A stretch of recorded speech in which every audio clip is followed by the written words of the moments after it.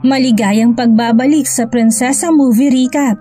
Ngayon, ikakwento ko sa inyong isang thriller drama film called The Renata Road 2022. Warning, spoilers ahead, watch out and take care. Tampok sa pambungad na eksena ang isang stranghero na nakasuit na nag-check-in sa isang malayong hotel na pinangalan ng Renata. Naghahanap ng kapayapaan, pag-iisa at pagtakas mula sa labas ng mundo. Doon, tinanggap siya ng manager ng hotel na gumagabay sa kanya patungo sa kanyang tinalagang silid. Ang stranghero ay parang may obsessive-compulsive tendencies. Habang sinisimulan niyang ayusin ang mga gamit niya sa kwarto sa isang perpektong pagkakasunod-sunod. Pagkaraan ng ilang sandali ng pahinga, lumabas siya at naglibot sa hotel na tila desyerto. Nag-explore siya sa iba't ibang lugar tulad ng swimming pool at mga smoker room bago tuluyang bumalik sa kanyang kwarto. Sa buong panahong ito, parang may kung anong pumapasok sa isip ng stranghero na mukhang mausisa at nalilito. Pagsapit ng gabi, pinatay niyang mga ilaw upang humiga sa kama. Ngunit hindi siya makatulog. Bilang isang resulta, binuksan niyang telebisyon na mayroon lamang isang channel, Planeta ng Hayop. Muli siyang umalis sa kanyang silid, pumunta siya sa bar ng hotel at nakilala ang batang bartender na nag-aalok ng inumin. Gayunpaman, ang estranghero ay napansin ng isang pahayag ng isang pinuntahan na nagsasabing bawal uminom pagkalipas ng 9 p.m. Kaya magalang niyang tinanggihan ang alak. Kinaumagahan, lumabas ang estranghero sa kainan para sa almusal at umupo sa tabi ng isang matandang babae. May hawak siyang pulang libro, pero imbis na pagtuunan niya ito ng pansin, ay tumingin siya sa paligid at baka sa mukha niyang pagtataka. Sa kabila ng pagsisikap ng matandang babae na kausapin siya, tila lumilipad sa ibang lugar ang iniisip ng stranghero. Pagkatapos ng agahan, naglalakad siya patungo sa kanyang silid nang mapansin niya ang isang babaeng nagngangalang Jeannie na nag-yoga. Pinapanood niya siya. Ilang sandali pat nang makita siya nito'y lumayo na siya. Sa kahabaan ng kanyang landas, dumaan siya sa tagapagmahala ng hotel na nakakabit niya ng template ng mga panuntunan at regulasyon sa isang pader. Sa tabi niya, naroon ang kanyang paralisadong asawa sa isang wheelchair na patuloy na nakatitig sa estranghero na medyo nakakatakot. Mamaya sa araw na yon, lumangoy ang estranghero. Pagkatapos ng ilang laps, humiga siya sa isang reclining chair na may hawak na parehong pulang libro. Pumasok din si Jeannie sa lugar ng pool at mahinhin na sumisid sa tubig. Ang estranghero ay nabibighani sa kanyang kagandahan dahil sa hindi niya magawang alisin ang tingin sa kanya. Hindi nagtagal, umupo siya sa tabi niya at nagsimulang makipag-chat sa mapang-akit na paraan. Ang lapit ay nagpasigla sa kanya. Ngunit bago pa makapagsalita ang estranghero, pumasok ang kasintahan ni Jeannie at dinala siya. Sa gabi, papuntang estranghero sa hotel bar, kung saan ang bartender ay nag-aalok sa kanya ng ilang sigarilyo. Napansin muli ng estranghero ang panuntunang bawal manigarilyo, ngunit ang bartender ay sinabi na tulad ng mga regulasyon ang pumipigil upang siya'y magsaya. Sa pagkakataong ito, nagpasya ang estranghero na labagin ang panuntunan at sinindihan ng isang sigarilyo. Ito'y maliwanag na unang beses niya dahil sa siya'y umubo. Bilang resulta nito, pinakita sa kanya ng bartender ang tamang paraan at tinuruan siya kung paano maramdaman ang nikotina na nasa loob. Pagsapit ng gabi, ang estranghero ay bumalik sa kanyang kama.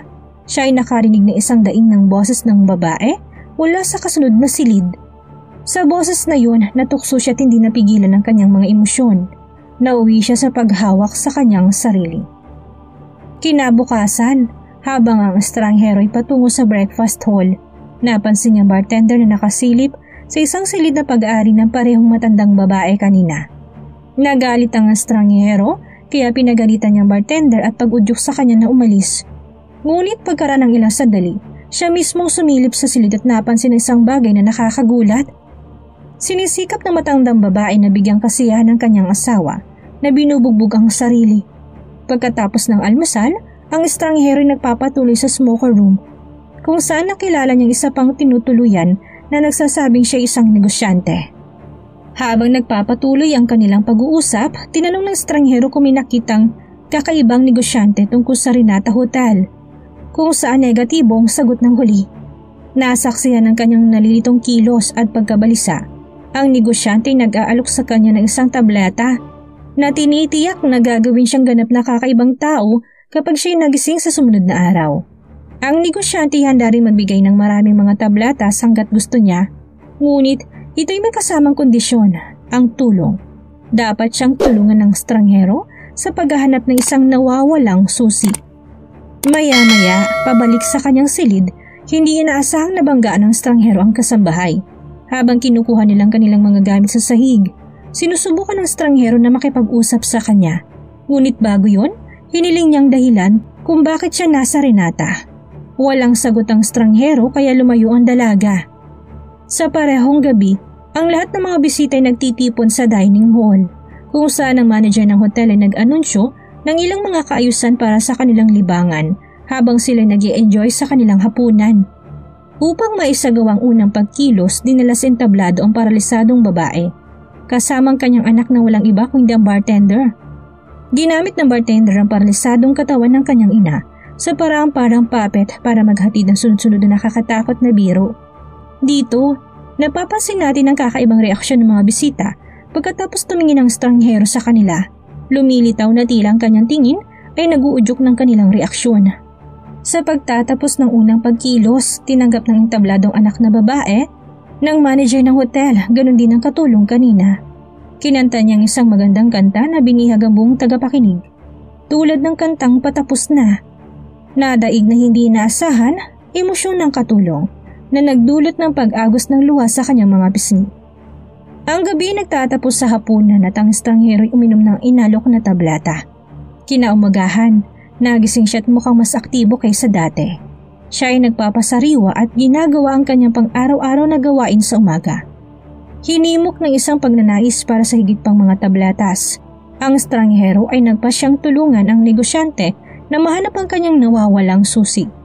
Maya-maya, nadat na niyang paralisadong ginang sa pasilyo at napansin ang leg nito na pinalamutian ng lakit. Sa paniniwalang maaari ito rin ang susi ang hinahanap niya. Pinasok ng stranghero ang kanyang kamay sa loob ng kanyang mga damit at tanging isang singsing na lang ang nabuksan. Pagkatapos nito, binuhat niya ito tiningnan ng bulsa sa likod. Doon sa wakas ay nakita niyang susi at nakuha ito. Pagkatapos tumungo ang stranghero sa silid ng negosyante upang ibalik ang susi at kunin ang pinangakong mga tablatas. Mukhang naglalaro ng game card ang manager ng hotel. Hiniling nila sa stranghero na sumali sa kanila sa laro kung saan siya ay sumang-ayon. Sa gitna ng gameplay, umalis ang manager ng hotel sa mga gawain at iniwan ng stranghero at ang negosyante upang magpatuloy. At sa pagkakataon, ibinigay ng stranghero ang susi at bilang kapalit, nakatanggap siya ng vial na naglalaman ng mga limitadong bilang ng mga tablatas. Hinamon ng negosyante ang stranghero sa isang pang-card game. Nangako ng karagdagang bote na puno ng mga tablatas kung siya'y manalo. Sumang-ayon kaagad ang ating kakaibang bayani at sa sorpresa ng lahat siya'y nagwagi. Kaya nakakuha ng parehong mga bote ng mga tablatas. Kinaumagahan, lumalangoy sa pulang stranghero na lapitan siya ng bartender. Ang kanilang pag-uusap ay patungo sa pagganap ng nakaraang gabi, kung saan ang bartender ay nabubunyag ng katotohanan na pinipilit sila ng manager ng hotel na gawin ang mga gawain yun. Pagpapatuloy niya sa pagsasabi ng kinokontrol sila ng manager. Minamindipula sila sa pamamagitan ng takot. Habang nag-uusap, unti-unting lumapit ang bartender na parang halikan na niyang stranghero. Gayunpaman ay nagambala sa pagdating ng katulong na pumasok na may dalang mga tuwalya para sa kanila. Sa gabi, habang naliligong stranghero ay may biglang kumatok sa pinto niya. Sa pagsagot nito, binati siya ng bartender na nagpaabot ng imbitasyon para sa isang hapunan ng pamilya. Ang stranghero sa unay nag-aalangan, ngunit sa huli sumang-ayon siya dito. Pagkatapos, sumama siya sa pamilya ng manager ng hotel para sa dinner event. Doon, napansin niyang bawal ang kasambahay na sumama sa kanila, sa kabila ng pagiging bahagi ng pamilya. Mausay isang stranghero, nagtatanong tungkol sa dahilan kung saan iginit niya ng manager ng hotel na dapat ay magsisilbi. Sa buong hapunan, may mahabang di ka nais-nais na tahimik, iniwan ng stranghero na walang idea sa mga paksang pinag-uusapan. Pagkaraan ng lang sandali, nagsimulang pagtatalo sa pagitan ng manager ng hotel at ng kanyang anak tungkol sa mga patakaran at regulasyon kay Renata. Nang hindi na makayanan ng stranghero ang pakiramdam, bumangon siya tumalis. Pagsapit ng hating gabi, narinig niyang umiiyak ng boses ng dalaga. Bilang resulta, lumakad siya patungo doon at siya'y nagalok na tumulong ngunit tumalis ito at nagsasabing walang tumutulong sa kanya. Makalipas ang ilang sandali, ang estranghero na tisod sa isang control room na naglalaman ng hanay ng mga CCTV monitor. Ito'y nakakagulat na nabubunyag ng lahat ng mga silid ay sinusubaybayan ng mga nakatagong kamera. Sa bagong impormasyong ito, ang estranghero ay nagmamadali sa kanyang silid at tiningnan ang bawat sulok upang mahanap ang nakatagong kamera. Sa sandaling iyon, biglang bumukas ang telebisyon at nag-broadcast ng footage ng pagsali ng kasambay sa pagde-deliver ng pills sa negosyante. Pagtulong sa matandang babae sa kanyang pagligot, nakikipag-ugnayan sa mga sensitibong gawain kasamang nobyo ni Jeannie.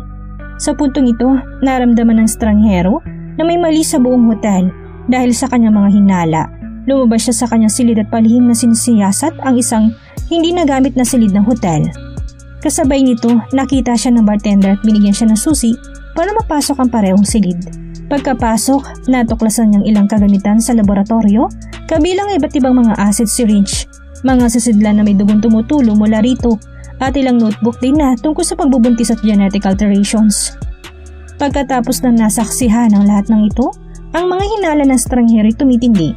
Habang nararamdaman niya ng mga empleyado pati na rin ng mga bisita ng hotel ay sama-samang nag-eksperimento ng isang bagay na labag sa batas at hindi etikal. Kasunod nito, ang estranghero ay sumugod sa silid ni Jeannie upang matuklasan lamang ang kanyang kasintahan na nangangasiwa sa isang hindi pamilyar na sangkap sa kanyang katawan. Kinumpronta ng estrangherong nobyo, ngunit pagkatapos ay pumasok ang manager ng hotel. Hinawakan siya at kinulong sa loob ng kanyang silid. Sa sumunod na eksena, pinuntahan ng bartender ang kasambahay at pinilit ang estrangherong akitin. Sa simula siya nag-aalangan ngunit nag-atubiling sumang-ayon. Siya ay nagbantang susunugin ang kanyang minamahal. Ang inosenteng dalaga ay tumuloy sa silid ng estranghero at nagsimulang maghubad sa harap niya. Gayunpaman, tila alam ng estranghero na siya'y pinipilit kaya nagpasya siyang tumakas sa hotel kasama siya. Sa kabilang banda, ang bartender na nagmamasid sa kanilang mga aksyon mula sa control room ay inalertong iba pang mga bisita at inutusan silang pigilan ng tumakas ng dalawa. Sa sandaling marinig nilang anunsyo, agad na sinimulan ng mga bisita na habulin ng estranghero at ang dalaga. Ang kanilang reaksyon ay nagpapahiwatig na parang kinukontrol sila ng computer system ng hotel. Sinusubukan ng manager ng hotel umalis para pigilan ang kanyang anak na ilagay sa alanganin ng buong sistema ng hotel. Ngunit nakuha ng bartender ang sistema at ikinulong kanyang ama sa loob ng control room. Sinusubukan ng matandang makalaya ngunit hindi niya sinasadyang natamaan ang kanyang ulo ng malakas sa prosesong ito na nagresulta sa kanyang kamatayan. Samantala, ang estranghero at ang kasambahay ay halos malapit na sa pinto palabas ng maramdaman ng estranghero na biglang may kumirot sa dibdib niya, dahilan para bumagsak siya sa lupa. Sinubukan niyang bumangon at tumakas ngunit sa sandaling yon, dumating ang bartender doon at pinatumba siya. Ang iba pang mga bisita ay kinuha ang kasambahay at kumilos bilang mga kinukontrol na zombie upang sapilitang hubaran siya. Pagkatapos nito, inalis ng bartender ang kanyang sinturon at ginitang sarili sa inosenteng dalaga. Sa huling eksena, nagkamalay ang estranghero at nasaksihan ang malungkot na pangyayari sa walang buhay na katawan ng dalaga. Gumapang siya patungo sa kanya. Kinaladkad siya patungo sa labasan kung saan nakahandusay ding patay ang paralisadong babae. Sa isang umiiyak na tinig, binibigyang pugay niyang kaluluwa ng dalaga sa pamamagitan ng pag-awit ng parehong kanta na minsan niyang ginawa.